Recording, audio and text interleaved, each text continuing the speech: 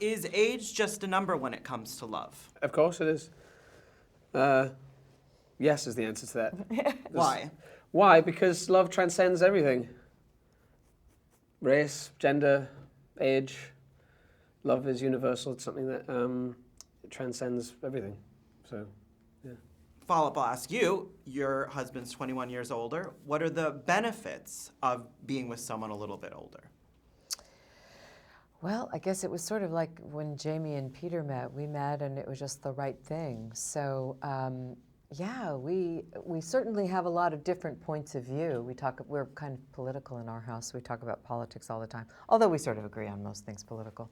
But no, it begins to just melt away, that whatever the age difference is, when you really love somebody. So what is it that there is that double standard? Because like I keep thinking about you, but like Warren Beatty will always be a stud, no matter what age he is. And then women, they're like, if it's an older woman with a younger man, there's some kind of stigma, like, oh, like people are surprised that an older woman. Why is there that double standard? I don't know. I don't know, and a lot of people kind of agree with what you're saying and what we feel, which is that it's not really a legitimate thing. Although people ask us about it a lot, so it's certainly a subject that's on people's minds.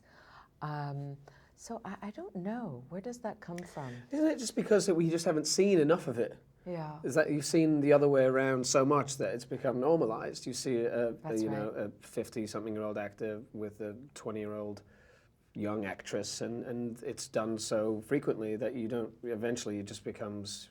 You become immune to it becoming shocking. It's and like, when oh, I was Jamie's age, I was playing with men my age now constantly. Nobody ever asked me about it. No one brought it up or said, hey, you guys have a big age difference. Nobody even mentioned it. That's just normal. And it continues to be now. And in Gloria, happened to Gloria Graham as well. And of course it was normal. In A Lonely Place, Humphrey Bogart was 20 years older than she, and it just, nobody ever even thought about making that comment. What is it about this time period that in Hollywood that makes kind of those stars of that era so unique, kind of just so different than today, would you say?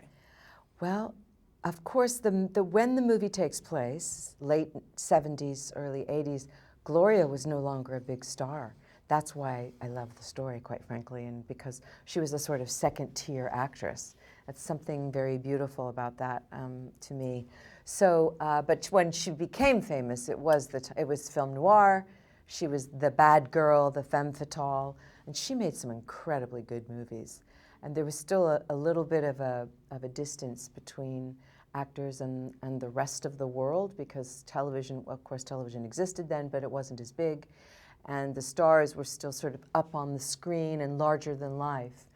And now, of course, it's that because of technology and cameras and everything that everyone's kind of reality television and all of that kind of hyper celebrity notion is changing. And I think it's kind of a good thing, really. As a guy, I'm not asking Annette this question, because everyone's probably saying, Annette, what are your thoughts on aging in Hollywood? But I'm going to ask you, as a man in Hollywood, do you think about aging in Hollywood? Do you think about ever getting like a little, No. Not really, no. No? No. So let's go deeper. Why do you think there's so much more pressure on women to look 20 forever? Because of the standard. I mean, it goes back to the question that we already answered. It's normalized that, suddenly a woman of a certain age doesn't exist because they just write them out of the narrative, because then they're replaced with someone who is 20. So you never see them, as these romantic roles, who fulfill the men's every wish and desire. They're always played by these young actresses. So they're just kind of written out of the narrative, How do we change that?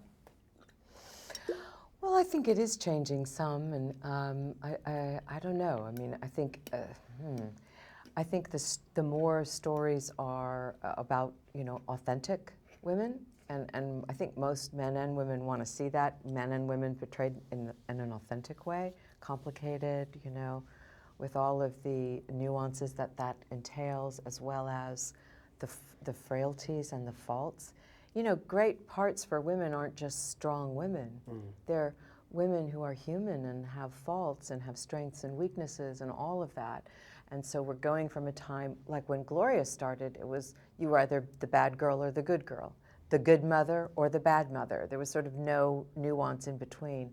And now I think we're getting a little bit away from those stereotypes, especially for women and for men too. Men had the same issues, but it was different for women. And they were always kind of secondary. So that's changing as women, I think, also get more into the positions of writing and directing and executives and all of that. Thank you guys so Thanks, much. man. I really Thank enjoyed you. the